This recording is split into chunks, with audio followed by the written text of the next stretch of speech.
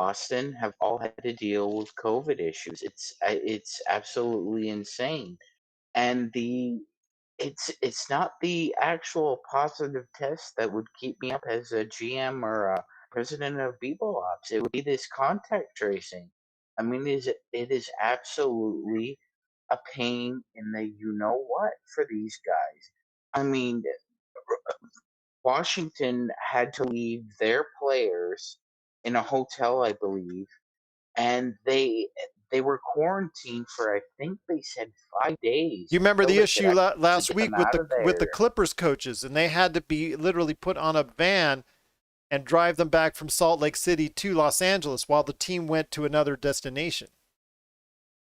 Absolutely, and they're really talking about a singular super spreader event that a number of players had before. I guess it was at a dinner a few weeks ago that they're saying now is has become a precipice for these events.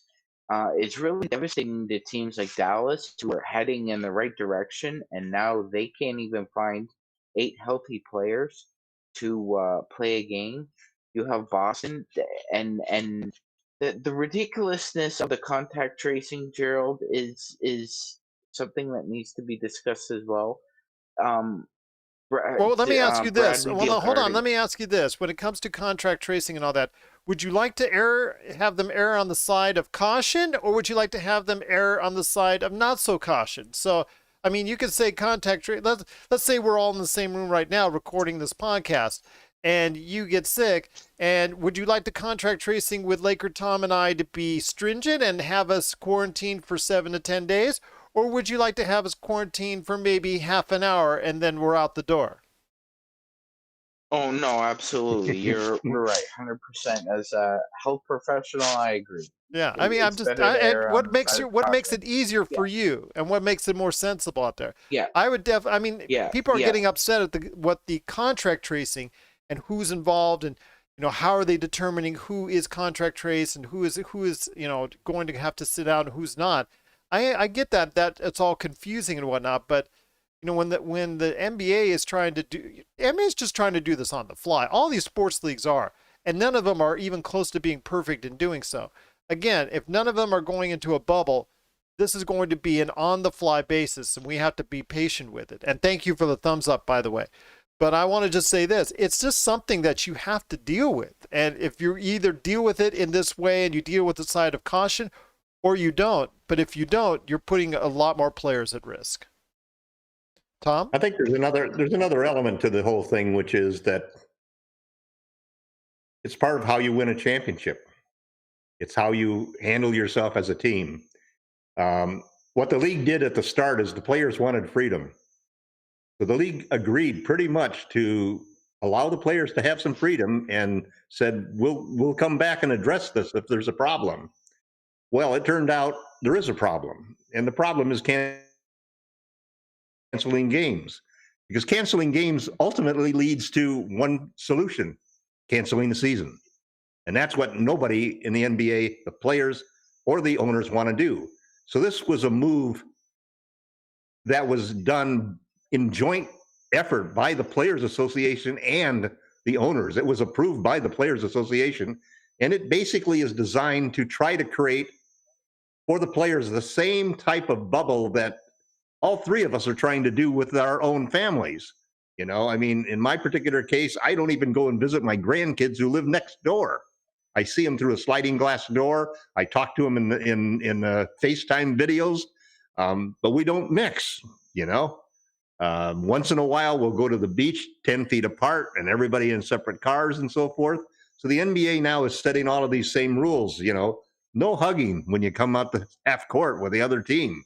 No, nothing but fist bumps and elbow bumps now. I don't think that's really going to do a whole lot of There's good no because you parties. There's no going out to dinner. I think. Well, hold on. I'm just going to say this. I don't think that's going to do a whole lot of good or not so good because, again, right after they tip off, guess what they do? The first time the ball goes up and they're fighting for a rebound, they're getting close together. So I don't know how much That's true. good or That's not true. good. But by the same token, it's an odds game. the fewer times that you expose yourself, you go to the grocery 100 times versus going to the grocery store 200 times. I went to the grocery store today. I mean, I was extremely careful. I had a mask on. I'm staying away from everybody. Somebody coming down the aisle, I turn around and go down the aisle the other way. Yeah. I'm not going to pass anybody like that. And the NBA, basically, what this is going to come down to, we've heard several general managers say the team that wins the championship this year could well be the team that is smart enough and disciplined enough so that its players stay in their bubbles and they don't go out and take a risk.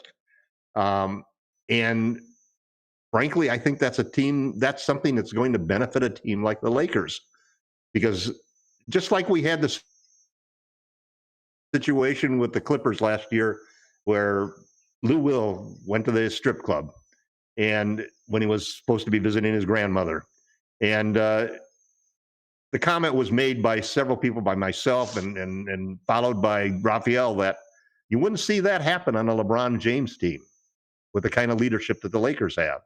And so I'm sure that LeBron and AD and the coaches in the Lakers have made sure that the players all follow the rules, and they're going to tighten up on all of the rules as they go forward, because what's at risk is the NBA championship.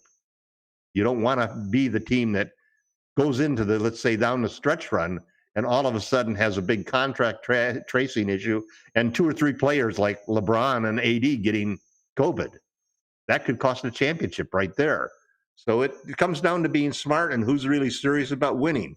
It's the same thing as going out and having a part in partying the night before a big competitive game, or not following through and keeping your body in the best shape that's possible, of not being serious in every single game, of, like you keep saying, Gerald, not focusing in every single game. Yeah. So it comes down to discipline and leadership to be able to get through this whole COVID situation. I agree with you, Tom. And there you go, preaching to the choir on that one. And Magic Man, I mean, you see people each and every day. You put your life at risk every single day, whether it's saving people through the ice or saving people, in their houses, and you have to risk your health every single time out. You don't know who's exposed, and who doesn't. I mean, I was basically summoned and told under no circumstances I could live another day with the kind of hair that I had. So I had to go ahead and go ahead and done. It's the first haircut I had in a year outside, because I guess the one that here at home, I guess, kind of failed miserably. So I put thank you. I put my life in risk. I know that. I didn't want to go. I didn't want to go. I double mask like you did, Tom. I double mask every time I go out. And I don't know if I get my hair for the last 6 months. Yeah. So, I mean, for me right now, as I got a hat on. As I say, with every time I go out and I have a potential spot where I'm going to, I feel like I'm going to get infected, I'll just say, I'll know in 2 weeks. And I'm hoping and keeping my fingers crossed it doesn't happen. I mean, these guys are out there, these NBA players going from town to town, city to city. They got to realize, and they got to be out there. I don't care if they think that they're not going to get infected. We are finding out right now that several players have been affected for the second time. And that's something that they didn't think that they could do. And we have two regular bloggers on Lakerholics.com who have come down with COVID. One has a very severe case of it, and he's an older gentleman. And another is a young guy whose wife is a frontline health worker like Sean. And he's got a mild case, thank God. But, my nephew's got it. People I just closed a business deal today on Zoom because I refused to go to LA to a conference. Everybody else said they were going to go. And I said, I'm not going to go. And we ended up doing it by Zoom. And in the meantime, both of those other parties had people in their organizations test positive. That's scary, man. And that's why I think it's really important, and I hope this is happening, that the players get re-educated by either their union reps or the docs involved, and they understand that just because you have antibodies right now does not mean those antibodies will still be there in 6 months. Right. You haven't been vaccinated, and you could still potentially be exposed for a second time. I just really hope that is reemphasized to the players. I hear you, and our thoughts are with the Lakerholics writers, fans, Lakerholics followers that are ailing with the coronavirus right now, and everybody else out there that's not feeling good or not that have tested positive and are dealing with the coronavirus either now or are dealing with the after effects. Our thoughts and prayers are with you from all of us here at Lakerholics.com and the Lakers Fast Break. But before we head on out, guys, I know Magic Man wanted to touch on one more thing relating to the coronavirus, and that is Kyrie Irving. Well, I'm not going to say it's an unusual case of Kyrie Irving because this is Kyrie Irving that we're talking about, and unusual seems to be the norm for Kyrie Irving, who has been on a personal leave absence now for 4 or 5 days now, close to a week. And he is now going to be looked at by the league, investigated by the league, because there's now a viral video of him maskless at a big birthday party, which you don't want to do as an NBA player right now.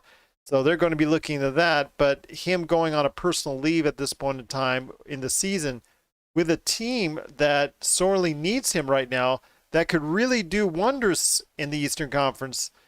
Magic Man, you got to be concerned, and you got to be thinking to yourself, what's going on with this guy? But then again, this is Kyrie Irving, and unusual seems to be very usual for him.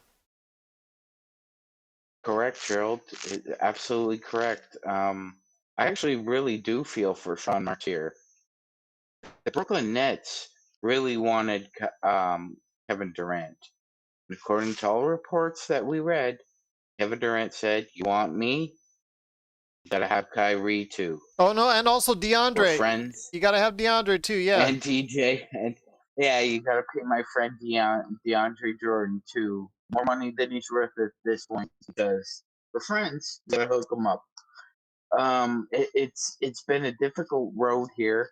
I don't really understand what Kyrie's motivations are at this point. I mean, look, I get the whole free spirit. You think you're an artist out there. You're lighting up sage on the sidelines for everybody.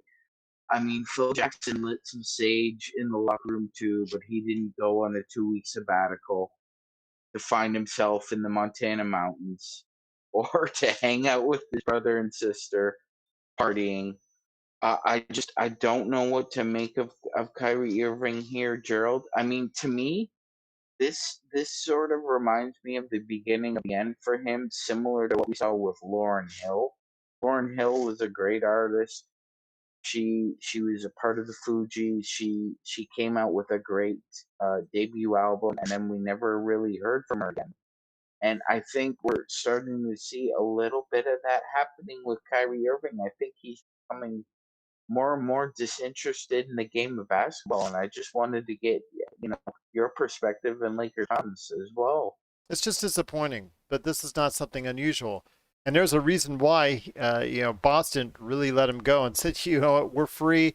We're not going to try and re-sign you. We're not going to make any effort to, or we're not going to make a very big one, that's for sure, is because Kyrie is basically in a world all to himself, and not even his good friends like Kevin Durant and DeAndre Jordan are getting a hold of him to say, you know what, you need to go ahead and get your act together because we've got a championship level team here. But of course, they can't say that because it's just not happening right now. And if they are, they're not reaching him. And even a Hall of Fame, 2-time MVP guard for a coach can't even reach him. I don't know what's going on with Kyrie Irving's head again. But again, this has happened all too many times. So I don't think anybody knows but Kyrie what's going on in his head. Laker Tom? Well, it's certainly disappointing. And I mean, especially when you think of how great Kevin Durant is playing. And they got off to such a great start, playing like he didn't have an Achilles injury. Yeah. I mean, it's like it's one of the fastest, best recoveries I've ever seen from a player like that.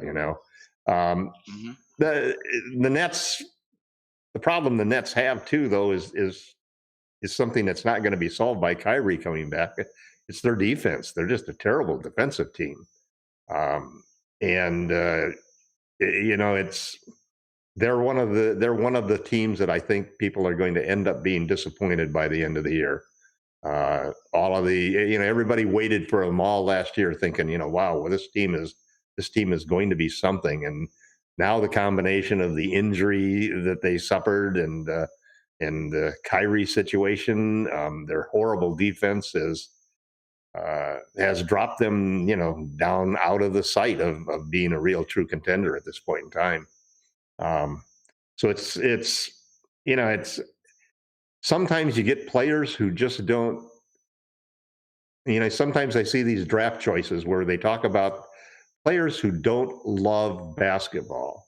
That there's something that, whether it's they think that they're stars over and above basketball, or they're more of a renaissance man, if you will, that they have other interests that can, that basketball is not the one thing that just totally dominates their life. So like LeBron, you dedicate your body and you dedicate everything you do to improving your craft and so forth.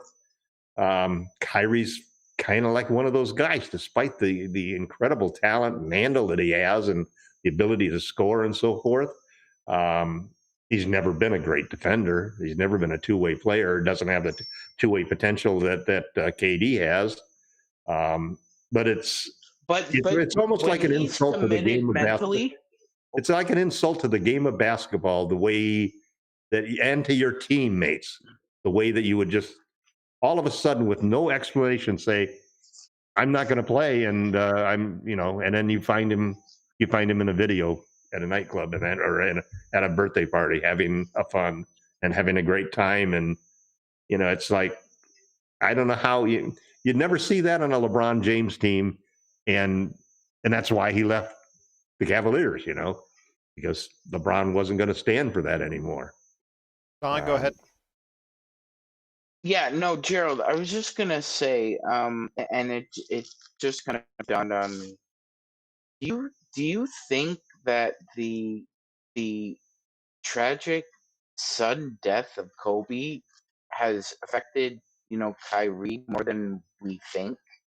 I mean, that was his true mentor. Kyrie, I mean, the first person after LeBron he hugged after they won the championship, he FaceTimed Kobe in the back and spoke to him before he really celebrated with his teammates. I'm kind of wondering if just this whole pandemic has sort of affected him mentally like it has with all of us. Well, I would tell you normally that might be the case, but then again, there's so much else that's gone on in his life. It's not just he woke up and started making these irrational decisions yesterday. I mean, there's a whole host of stuff, whether he wants to tell you he was kidding about the flat earth or not. He did admit it to it. He said, talked about that for a while. And, he's talked about other things, his opinions on stuff. Some of it is everybody's just seemed to brush off now and then, but it might be a time where he might be an outcry for help. I mean, some people might perceive this as him saying, "I need some help and assistance in getting my life back." An intervention is what he needs. Well, we'll see if that happens. But again, as long as he's able to go ahead and get you 20 and 10 every now and then, or in his case, he gets people 25 and 10. Then he's always going to be someone who's always going to get the the advantage, or someone who's people are just going to go ahead and give the benefit of the doubt to, just say, that's just Kyrie being Kyrie. Well, you know what? At some point in time, it may be a point where we might need to give Kyrie a helping hand. But again, that's not our call. I just feel bad right now for a team that, again, on paper, even with the injury, the season-ending injury that they have there, and to Spencer Dinwiddie, they're still a very, very good team with championship aspirations. And at East right now, where anything is possible, all they need is to get back together and start, like you said, Tom, playing defense. They have DeAndre Jordan. Okay, maybe that's not best example, but they have Jarrett Allen, who's a rising young star in the league, who really can play some, good defense for you and anchor that defense. But they got to go ahead and get their act together, and I'm just not sure they're going to be able to do that right now. It's going to take some time, but as long as KD's playing well, he might at least keep you above water at this point in time. But there's something unpredictable about that team right from the very beginning, and it's their veteran leadership. Because when you think of three guys that are their veteran leaders, KD, Kyrie, and DeAndre. Each one of them has had weird situations in the past. I mean, KD's got a fragile ego, and he just Burner really, phone. Where's my and burner then phone? DeAndre with his reversals, of being locked in that room that time, and they wouldn't let him go out, and then Kyrie with his flat Earth stuff and everything else. These are three guys who are not exactly the paradigms of mental health, if you will. Well, again, this is something that Brooklyn has to deal with, and thank goodness the Lakers don't have to deal with this per se. There's a lot of talk about the Lakers, about the Lakers' lack of drama. Yeah. Well, again, that's a good thing. During the broadcast, the announcers were always talking about the fact that even last year and this year, even last year with Dwight and so forth, and this year with all the new players, there's no drama in the Lakers. Everybody knows their role. Everybody's willing to do their role. Nobody's complaining after each game that they didn't get enough shots or so forth. And then you compare that with the leadership of the Brooklyn Nets. They got three guys who have fragile egos and basically not mental health giants leading that team. And so good luck, Steve Nash. Good luck. He needs it indeed. But before we head on out, guys, I want to go ahead and give you the floor to tell everybody what you're doing at Lakerholics.com. Again, be part of the conversation today at Lakerholics.com. Sean, I know you're cold up there in the Great Wide North, and I hear that I see that vest on you. And I hear that vest scratching against you every single time because your mic is just all over it, and that's not your fault. I mean, it's just it's the way that you're scratching more like you're on a DJ on the dance floor there. But I want you to go ahead and tell me about what you're up to right now at Lakerholics.com. But it's not the first time somebody did that. It's funny when you have a big beard and you do it and you just and you can do it on any microphone, so it's no worries. So go ahead, my friend. Thanks, my friend. And by the way, I couldn't grow a beard that big, so I'm jealous of you right now. Well, I'm clean, man. I'm clean. My beard's gone. So in about a week's time, we're gonna get a possible NBA Finals preview, Gerald. The Bucks and the Lakers on TNT. That looks to be the biggest matchup of the year right now. Both teams look to be coming in pretty hot. We think. I'm looking forward to the matchup personally. I think the new additions we've had are starting to gel, and like Tom said, everybody's kind of falling into their role and being comfortable with their responsibilities as well. And it looks like the Bucks are trending in that direction as well. So it looks like we're going to see two teams on the precipice of trying to get to that finals. That's great. I know Houston, the announcers that were just talking about the game today at length, were gushing over the Lakers and their new additions to the team and saying how great they were. So that was nice. Bad for them that they ended up talking about the Lakers for the entire game, but it's great for us. But Laker Tom, I know now that your business deal is closed, that you're done doing the big deal. So what you got cooking on the hot plate there at Lakerholics.com? I think the thing that's most impressed me about the Lakers is, and I think one of the most interesting subjects that we have to talk about as Laker fans is the defense and the changes that the Lakers have made in the defense. You get rid of two elite rim protectors like JaVale McGee and Dwight Howard, and you change the entire defensive strategy around, and you're trying to get the guys to learn this strategy, and we're slowly starting to see results.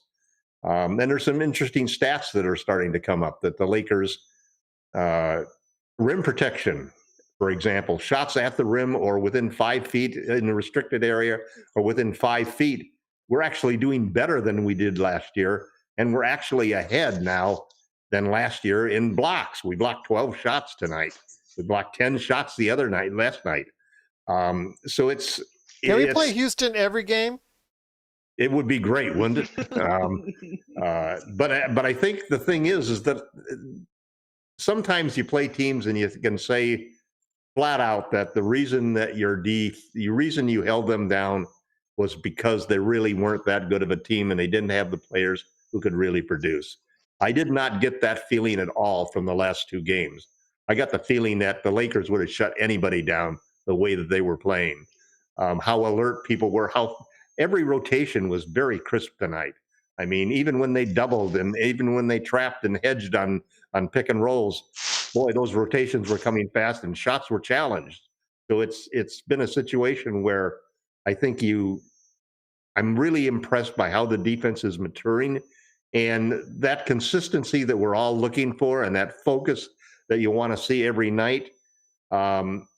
I think this team is finally understanding and getting back to the idea that we're going to do that with defense because that's what's going to drive consistency. That's what's going to drive that focus all the time. The Houston announcers are saying that Frank Vogel has this sort of saying that we play harder every night, and that's the goal of the team. Play harder every time, and if we continue to use that as a motto when we go into every game and we focus on it being a defense first and we're going to be the best defensive team in the league. I'm very interested. I'm planning to take a look at the stats for the team defense stats and the NBA.com to see how we were. We were third, we were second offensively and third defensively and I'm sorry, we were fourth offensively, third defensively, and second in net ratings before this game. And this should dramatically improve us in all three of those areas. Plus also scoring differential. The past two games in scoring differential should take us at or near 10 points a game, which is what Milwaukee is averaging right now. So that's always a good thing, just to go ahead and not only show that you can beat your opponents, but beat them by large margins. So we'll see how we were the only team in the top four last time. And this time I'm hoping that we can move up and say we're the only team that's ranked in the top three in all three categories.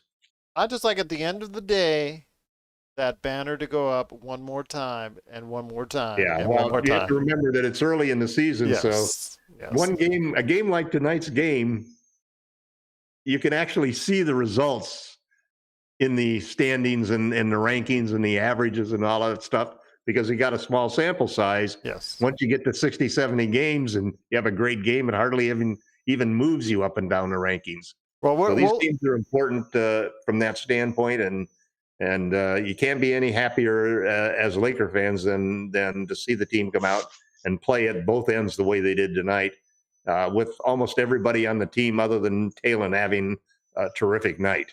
Well, like you said, it's just a matter of right now showcasing what you have. It's a message to the rest of the league when you play back-to-back against Houston and wherever James Harden's head is at, I don't know. But still, I mean, right now, when you beat... He's looking for a trade. Yeah, when he's looking for a trade, you're right. But when you beat teams in the NBA back-to-back like this, it sends a message out to the rest of the league what you're capable of. And the Lakers right now, people were high on the Clippers, then they were high on the Phoenix Suns, and then they were high on the Bucks, and then of course to start off with, the Brooklyn Nets were really hot at 2, and in the first couple of games they were better than anybody. Right now, you got to say without a doubt the best team in the NBA is the Los Angeles Lakers. Not only do they have the best record, but right now they are playing better than anybody in the NBA.